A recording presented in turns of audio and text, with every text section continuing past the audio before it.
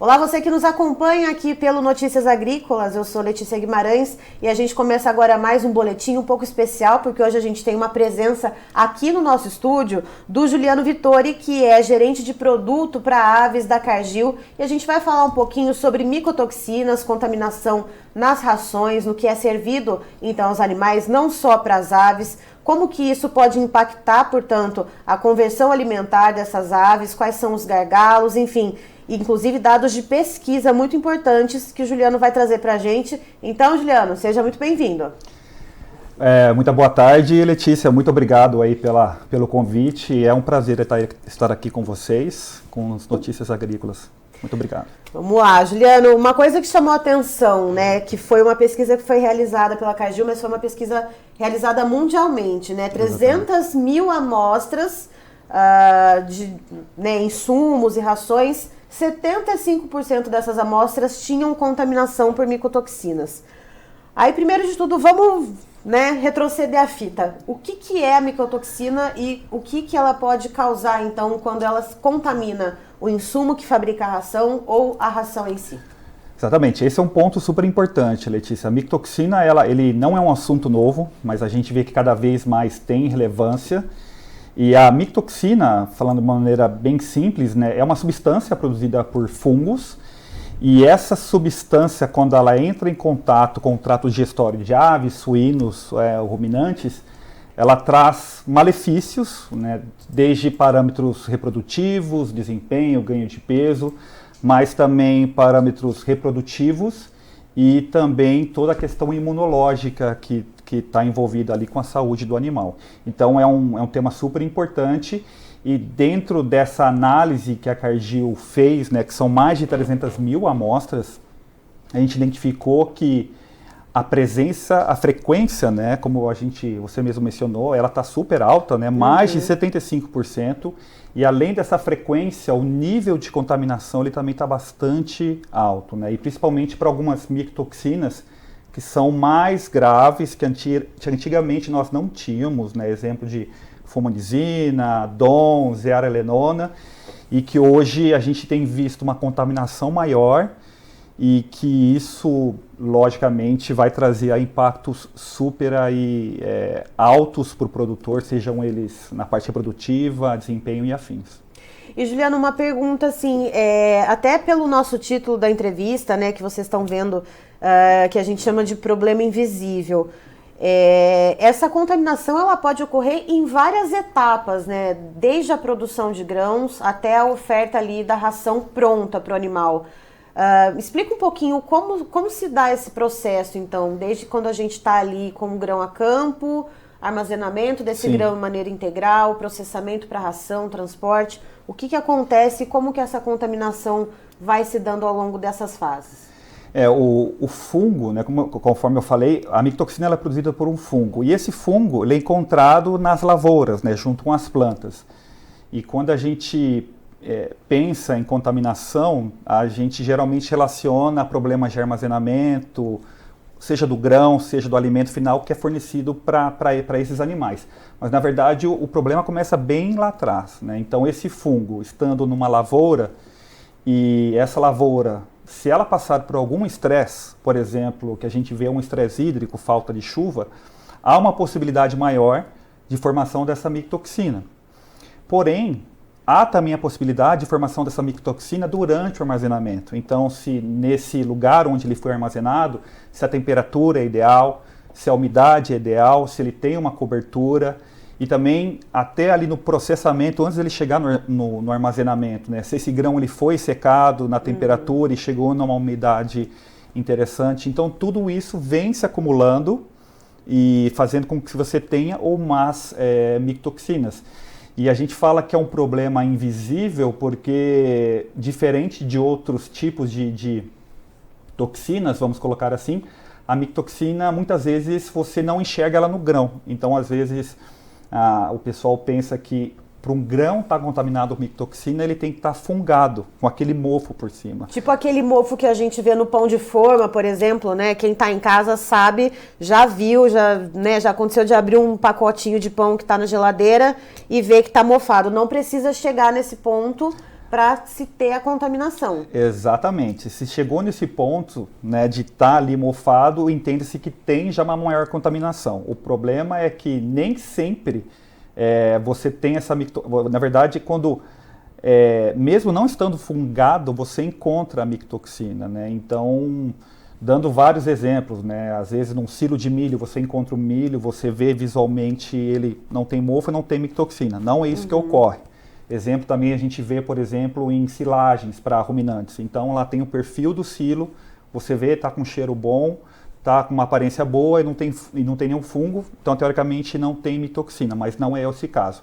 Então também por isso que é importante o monitoramento da contaminação e do tipo, né? Porque realmente visualmente não é um parâmetro, ainda que quando você vê a presença de fungo, aí sim realmente, quando eu falo fungo, né, mofado, aí realmente você já prediz que realmente já está com uma alta contaminação. E é o que você comentou, né? Igual quando a gente às vezes vê um pão, né, mofado, né? E se eu tirar essa... Passa a faca, dá aquela raspadinha aqui, onde está verdinho, onde está aquele veludinho branco. E exatamente. Acabou o problema, Não né? acabou o problema. E, na verdade, o problema está mais embaixo, literalmente. E é da mesma forma que funciona aí para o milho, para a soja, enfim, para os ingredientes aí. Então, a atenção tem que ser maior, porque é literalmente invisível, né? E, Juliano, tendo em vista, então, que a gente tem todas essas possibilidades de etapas de contaminação, esse monitoramento, esse controle rigoroso, ele tem que acontecer em todas essas etapas. Ou não? Se eu, por exemplo, se eu bloquear a contaminação numa fase mais inicial no campo, eu posso mitigar os efeitos ou a possibilidade de que haja contaminação mais para frente, ou não? Seja no campo, seja quando está no silo, seja quando a ração está sendo processada, sim, eu tenho que ter esse controle em todas as etapas. O ideal é que sim, né? A gente chamaria isso de um controle integrado de micotoxina. Então, o ideal é que se comece a campo, ainda que de maneira prática é mais difícil, né? Então, dando aqui alguns exemplos de maneiras de mitigar a campo. Então, se você faz uma adequação do seu solo de maneira boa, se você faz uma fertilização, uma adubação, essa planta ela vai crescer mais forte e aí teria uma tendência menor de desenvolver essa micotoxina. Esse é o primeiro ponto. Já no armazenamento, tem-se sim práticas para você trabalhar também para que esse fungo não se desenvolva no armazenamento. Então vai desde você secar ele na temperatura, né, e deixar ele numa umidade ideal, mas você já tem hoje tecnologias disponíveis para evitar o crescimento, esse desenvolvimento do fungo e, consequentemente, também aí a produção de micotoxina. E a última, e que a gente tem visto isso de uma maneira mais eficiente e mais praticada, é o uso de algumas tecnologias que evita com que o animal absorva essa micotoxina quando ele coma a ração que veio contaminada com essas micotoxinas. E aí são, né, uma das tecnologias que a gente observa e tem aplicado é o uso de adsorventes, que é literalmente uma substância, né, um mix de componentes que vai lá e capta essa micotoxina, fazendo com que ela não entre no trato digestório do animal e, por consequência, na corrente sanguínea, e que saia ali junto com as fezes, com as excretas dos animais. Então é uma maneira que é a mais eficiente, ainda que, né, o ideal era que nós tivéssemos práticas agrícolas, práticas de armazenamento e não simplesmente fazer uma remediação que é no final. Mas hoje é o que é mais praticado, né? Mas eu entendo que também tem se evoluído bastante nesse sentido, né, da preocupação e de não só focar ali no último momento, né? Então, práticas de armazenamento, práticas agrícolas e, de maneira geral, as empresas e os produtores também têm cobrado disso desses fornecedores, né? Eu queria chegar nesse ponto porque, assim, de 75% de mais de 300 mil análises, onde que está o gargalo? Onde é que está faltando, que a gente está derrapando? A gente, eu digo, enquanto uma cadeia, né? Um sistema todo ali para produzir esses alimentos para os animais. Onde é que está se derrapando que acontece essa contaminação que chega ao índice de 75% de 300 mil análises? É uma questão de educação, né? Literalmente de você entender que tem um problema, mas também de como gerenciar e como amenizar esse problema. E ainda que a micotoxina ela é bastante conhecida, ainda a gente precisa ainda conscientizar o produtor, né, e as empresas de que isso é realmente um problema. Então, esse tipo de análise para você determinar se tem ou não, que nível que tem e como que está distribuído em cada ingrediente, isso é muito importante. Uhum. E o interessante, até por essa pesquisa que ela foi feita de uma maneira global, tem-se uma variação, inclusive por país. E até em regiões dentro do país. Então, tem algumas regiões que você tem mais trigo, outras que você tem mais milho, por exemplo, como fonte energética, e você tem essa variação de tipo de micotoxina. Então, não tem outro caminho sem ser o de educação desse problema, mas também de quantificar para você ser mais assertivo, ter mais certeza do que o produto que você vai aplicar ali vai te garantir ou te amenizar o problema da micotoxina. E aí, pensando nessa distribuição geográfica e também nos insumos, nesse estudo que foi realizado globalmente pela Cargill, quais regiões, né, ou quais países, se assim a gente pode determinar, são mais prevalentes, né, foram identificadas mais contaminações, e para quais tipos de insumos, seja soja, seja milho, seja trigo, né, que principalmente soja e milho, que são os mais básicos ali na composição para a ração dos animais. Qual seria o ranking, né? Como que a gente consegue olhar para isso na quantidade de identificação de contaminação? Eu não sei se a gente poderia chamar de ranking, mas... ranking é uma palavra muito forte. Ranking porque, às vezes, como eu te falei, vai mais do tipo de ingrediente que você tem em um determinado país. Então, por exemplo, na Europa, você usa-se mais trigo, e aqui usa-se mais menos. E, às vezes, a micotoxina que dá lá é importante, por exemplo, para um frango, mas aqui, às vezes... Para o frango não é importante, pode ser importante para outra espécie, às vezes para um suíno, para um ruminante. Então vai depender muito do tipo de ingrediente que você tem, bem como aí de fungo. De micotoxina que você encontra. Mas, por exemplo, pegando como exemplo o nosso próprio país, ele está ranqueado aí como um dos principais aí, né, países com contaminação de micotoxinas, inclusive de micotoxinas que anteriormente não se encontravam. Então, a gente vê que frequentemente tem mais micotoxinas, mas também o grupo de micotoxinas encontrado nesses ingredientes também tem se aumentado. E tentando resumir um pouco o que eu falei, é difícil você classificar qual que é o que tem mais, qual que tem menos. Até porque, se pensar o Brasil, a quantidade que a gente produz de proteína animal... é algo a ser considerado também. Se a gente tem uma produção muito grande de proteína animal, é óbvio que a produção de ração vai ser maior e a possibilidade de contaminação vai ser maior também, né? Com certeza, e pensando ainda mais que a gente, né, tem a safrinha, tem a safra normal, então tem-se um manejo muito intenso da lavoura, né? Isso também pode favorecer e não ranqueando, né, mas você observa que países em que tem-se uma agricultura mais intensa, tem-se maior presença de micotoxinas, mas que também a gente observa países que têm uma prática de armazenamento melhor, tem menos micotoxinas, das micotoxinas relacionadas a armazenamento. Então, vai depender, conforme eu te falei, né, o tipo, a contaminação, aí, o tipo de ingrediente e afins. Aí agora vamos aos nomes difíceis, né? Esse estudo da Cargill, ele traz algumas micotoxinas específicas que são pontos de atenção. A fumonizina, também conhecida como fumo, a vomitoxina, também conhecida como DOM, e também a zearalenona, olha o teste para jornalista ao vivo, hein, gente? Que é conhecida como ZEA. Essas são as três que vocês destacaram desse estudo. E o porquê desse destaque, Juliano? Um bom ponto, Letícia.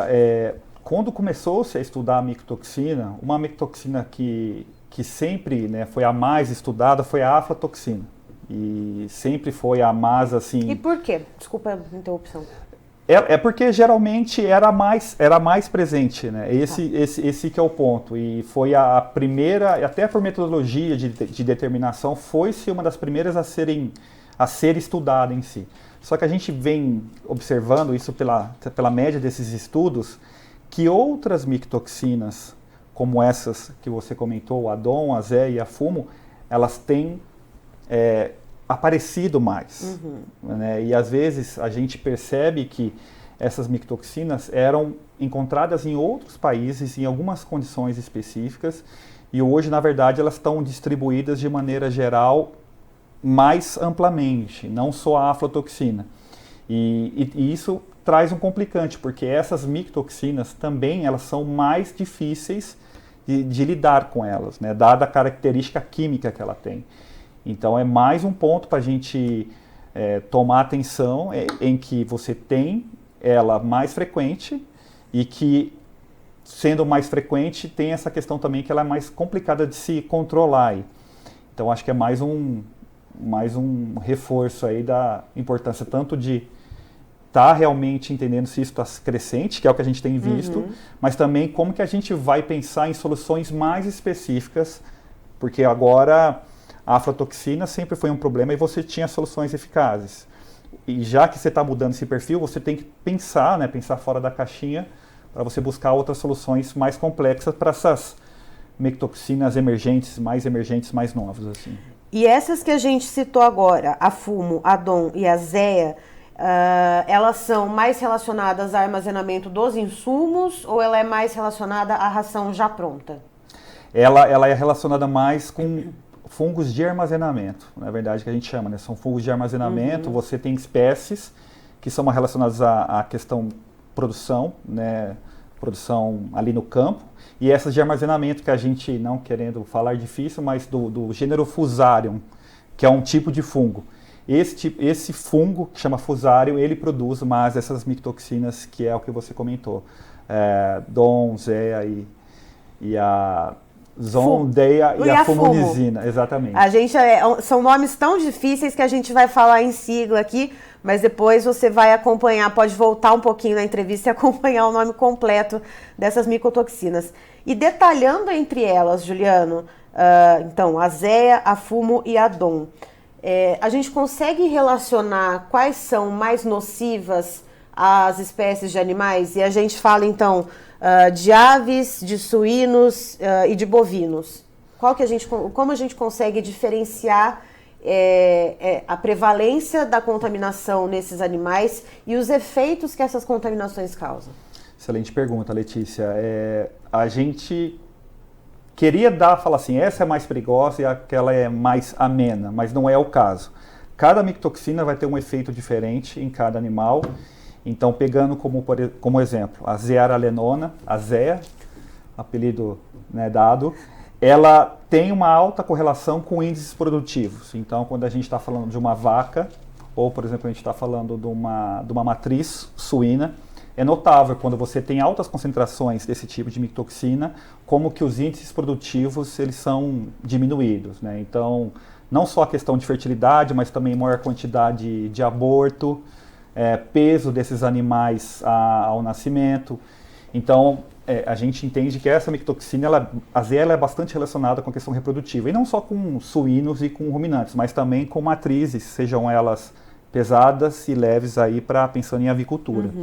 Quando você vai, por exemplo, para DON, essa micotoxina ela está mais aí correlacionada com questões imunológicas, ou seja, da saúde, né, do sistema de defesa do animal, e aí a gente não tem preferência, né, e quando você tem esse sistema imune, né, essa defesa baixo, então o animal ele fica mais propenso para ter uma doença, ou às vezes uma vacinação ela não fica tão eficaz, então é gasto a mais para o produtor, perda em termos de mortalidade, viabilidade desse animal. E as outras micotoxinas também, elas têm também uma correlação não só de desempenho ou questão imunológica, de reprodução ou questão imunológica, mas também relacionada a desempenho. Então o animal ele acaba comendo de maneira não eficiente, ou seja, a conversão dele fica ruim e o ganho de peso dele fica também prejudicado. Então a micotoxina, a gente brinca que ela tem que ser, né, um programa de controle de gestão praticamente obrigatório no sentido se você quer realmente produtividade, porque ela afeta, lógico, conforme eu falei, variando as espécies, as categorias, ela afeta todos os índices produtivos, desempenho, reprodução, questão imunológica, bem-estar, né? Então também que hoje é um tema super importante. Mas é uma questão, né, que a Cargill vem trabalhando para também entender mais como ela se comporta, mas que hoje é um tema super importante e se hoje o produtor está buscando eficiência, ele não pode deixar isso de lado, né, como uma prioridade, porque realmente ela tem impacto e não só clínicos, mas subclínicos também, quando a gente está relacionando, por exemplo, o desempenho do animal. E vamos lembrar também que a gente vem batendo na tecla sempre quando se fala em proteína animal aqui no Notícias Agrícolas, nos custos de produção. A gente vê custos muito altos em relação, quando a gente faz a relação de troca, né, com a venda do animal para abate. Então, observar a qualidade dessa nutrição que está sendo ofertada a esses animais e pensar no que você está desembolsando, pensar na qualidade do que você está gastando ali, é de suma importância, né, Juliano? A gente tem, claro, a preocupação com a saúde dos animais, mas isso mexe também com a saúde financeira do produtor. E aí eu te pergunto, tem níveis, vamos dizer assim, de tolerância?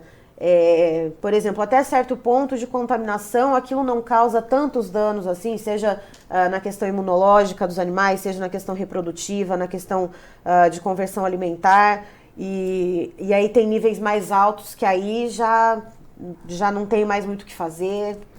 Tem sim, Letícia. Na verdade, você tem níveis máximos, né? Isso vai variar conforme o animal, a fase do animal e o tipo de micotoxina. Então, que até certo limite, o animal, teoricamente, ele não apresenta nenhuma complicação em termos de desempenho ou parâmetros reprodutivos, por exemplo. Acima desse valor, aí você já tem que realmente ter uma intervenção para realmente você amenizar esse problema. E aí, o interessante é que a partir desse valor máximo, você tem níveis de gravidade. Então, por exemplo, acima de quantidade X de ppb ou ppm, que são as unidades que a gente mede essa micotoxina, ali é o limite para você começar a se preocupar. Acima daquele limite você tem um nível que já é, vamos colocar assim, grave, e tem níveis gravíssimos, né? Então, e aí você vai trabalhar com essa mitigação ou com essas soluções dependendo desse nível de gravidade. Então, às vezes, isso pode indicar ter um produto mais simples ou um produto mais complexo, depende dessa gravidade, ou até mesmo a quantidade que você usa. Então, se, por exemplo, se você está com um nível acima do máximo, mas muito próximo, você pode trabalhar com um produto mais simples e, teoricamente, com uma dosagem um pouco menor, mas se você vê que a contaminação está muito alta, ou é para um animal muito mais sensível, por exemplo, uma vaca ou uma matriz reprodutora e uma matriz suína, você tem que trabalhar com níveis um pouco mais altos, até porque se tiver um impacto, por exemplo, num leitão a menos ou num bezerro a menos, o impacto dentro da cadeia é muito, muito maior. E aí quando você mede esse investimento que você faz sobre o que você está deixando de perder, ele fica mínimo, né? E quando a gente olha justamente para essa questão, então, da produtividade, a gente tem esse rol, né, que a gente elencou as 3 principais aqui e que podem contaminar os animais. O tipo de produto, você falou nos adsorventes, né, que eles agem, antes da gente entrar ao vivo, o Juliano estava me explicando que os adsorventes, eles agem como um imã, né, que acaba puxando, então, atraindo essas micotoxinas para que elas não, então, acessem a corrente sanguínea ou não sejam absorvidas pelo organismo dos animais. É sempre um adsorvente que pode ser utilizado nas rações ou não? A gente tem outro tipo de produto, outro tipo de componente que é adicionado a depender do caso, então, de qual micotoxina, que eu não vou repetir o nome completo para vocês aqui, mas existe outros tipos de produto? Existem outros tipos de produto e existem outras práticas. Como qualquer problema na produção animal, você tem que olhar sempre 360. E o uso do adsorvente hoje é a tecnologia mais utilizada, pensando ali no final em que você não conseguiu controlar as etapas anteriores. Um outro exemplo de tecnologia que é aplicado, então, principalmente durante o armazenamento, você tem o uso de alguns ácidos orgânicos, de alguns conservantes, de alguns preservativos desses ingredientes que acabam por evitar essa contaminação. Né? E quando já está no animal, além do adsorvente, se você pensa que uma micotoxina ela causa um problema imunológico e você ter outros produtos coadjuvantes para poder te auxiliar nesse sistema imunológico é interessante. Então, se o produtor ele tem ali, ele vai usar um adsorvente, é interessante ele também usar um eubiótico, como por exemplo um óleo essencial, um extrato vegetal, né? Ou, por exemplo, o uso de um pós-biótico, que são aí tecnologias que são coadjuvantes em um quadro que o animal está debilitado, porque a micotoxina, de maneira geral, ela debilita o animal. E o adsorvente, ela tem uma ação direta sobre a micotoxina.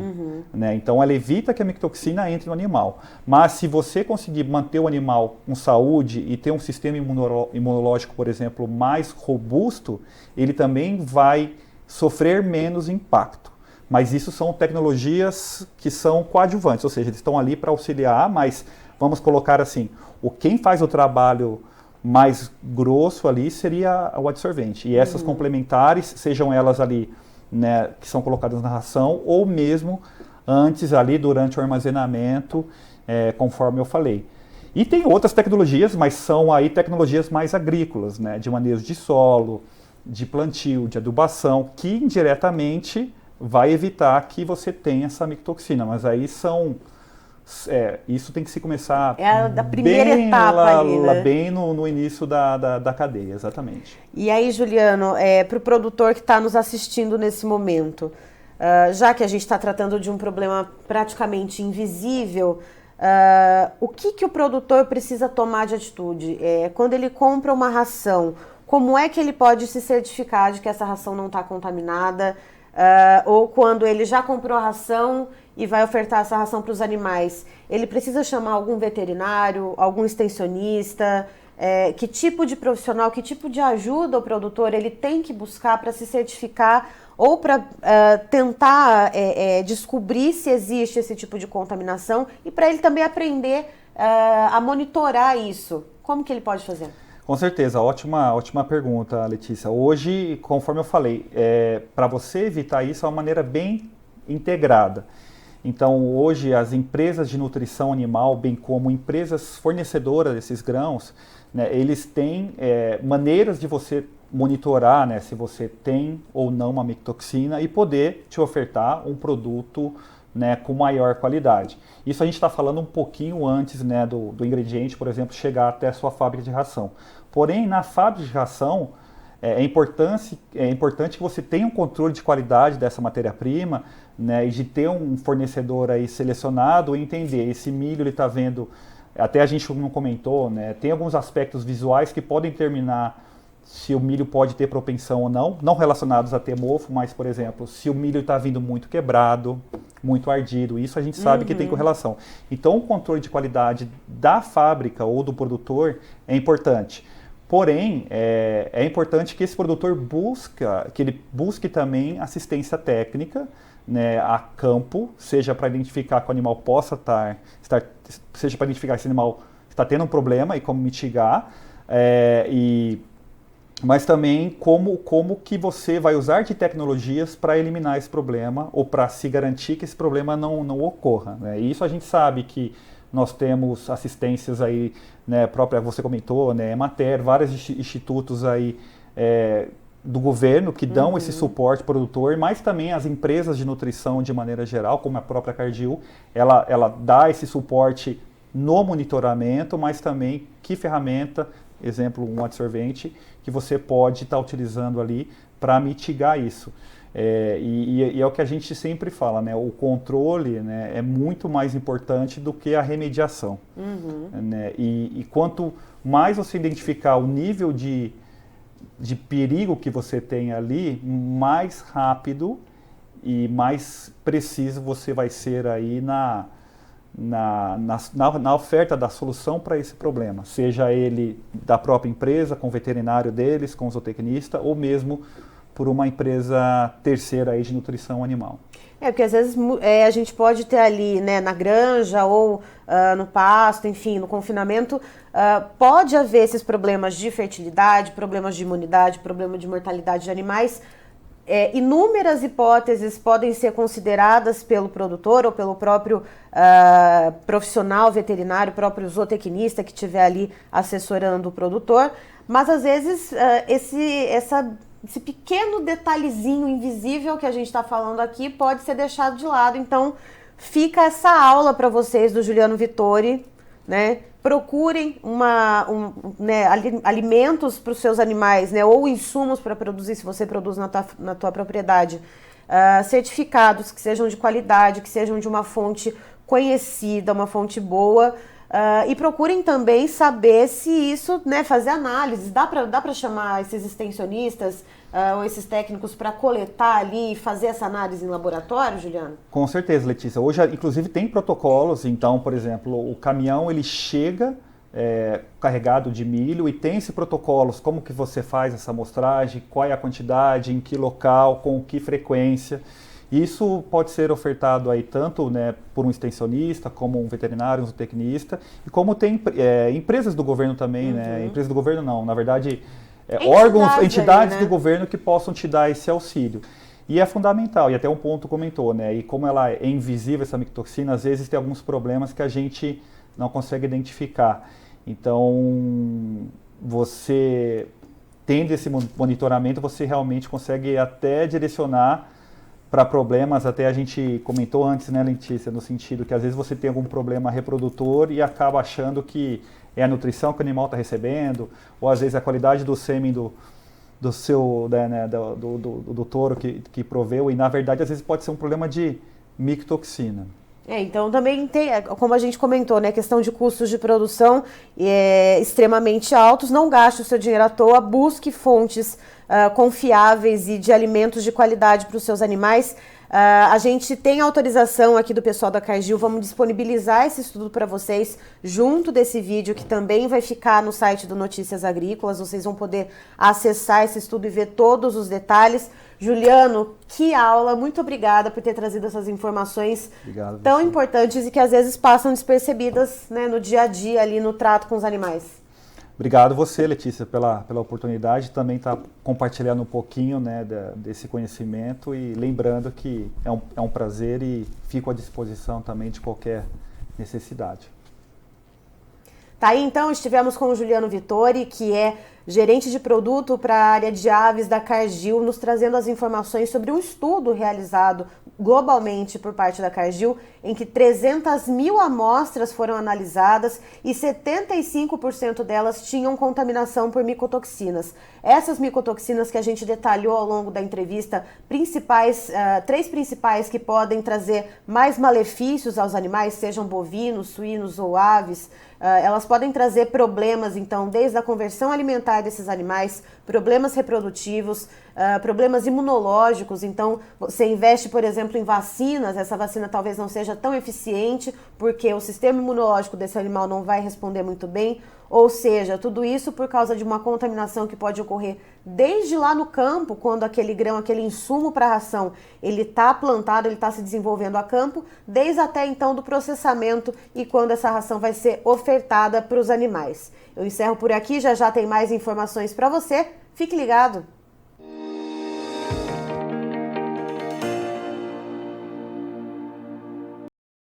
Participe das nossas mídias sociais, no Facebook, Notícias Agrícolas, no Instagram, @Notícias Agrícolas e em nosso Twitter, @Noteagri.